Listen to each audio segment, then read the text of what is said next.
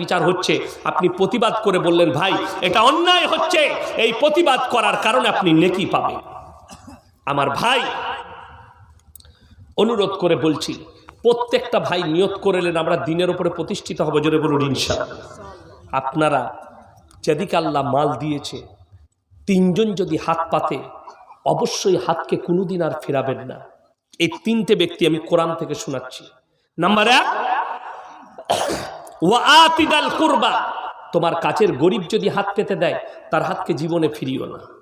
ওয়াল ইয়াতামা ওয়াল মাসাকিন, এতিম আর মিসকিন যদি হাত পাতে তার হাতকে ফিরিও না।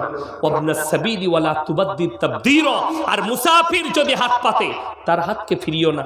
আমার ভাই, আপনি মসজিদ হোক, মাদ্রাসা হোক, গরিব হোক আর এতিম হোক, আপনি 10 টাকা দান করতে পারলে মনে মনে ভাববেন আল্লাহ আমাকে দেনেওয়ালা বানিয়েছো, আমাকে হাত পাতনেওয়ালা বানাওনি। এটা মনে মনে ভাবতে হবে আপনাকে, গরিবের হিমায়ত করা। আমি একদিন আমার বাজারে শুশুনি শাক, শেখ শুশুনি শাককে আপনাদের কি বলে বুঝলেন? শুশুনি শাক মাটিতে হয়, ওই ফুলের মতো, হ্যাঁ, ঘুম আসে খেলে। সরিষা নয়, শুশুনি বলি আমরা, মানে মাঠেতে হয়, ভিজে মাঠে, পানিতে, ফুলদুবড়ি। হ্যাঁ, তো ওইটা খেলে একটু ঘুম আসে, কিন্তু শাকটা ডাল দিয়ে আমাদের রান্না করে অনেক মিষ্টি লাগে।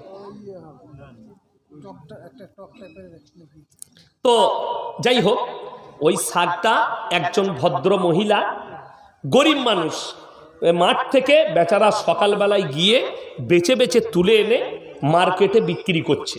তো আমি গেলাম, একজন মাস্টার মহাশয় শাকটা কিনছেন। তো সে কি করেছে, এরকম একটা করে চিকচিকিতে বেঁধে দিয়েছে। আমি বললাম কত গো? বললে বাবা 20 টাকা করে দাম। আমি বললাম আমাকে 2টো দেন। তো আমি 2টো দিলাম। সেই মাস্টার মহাশয় তাকে বলছে বাবা 10 টাকা করে হবে না মা? বলছে বাবা আমি এত কষ্ট করে নিয়ে এসছি, 10 টাকা বলছো বা তোমার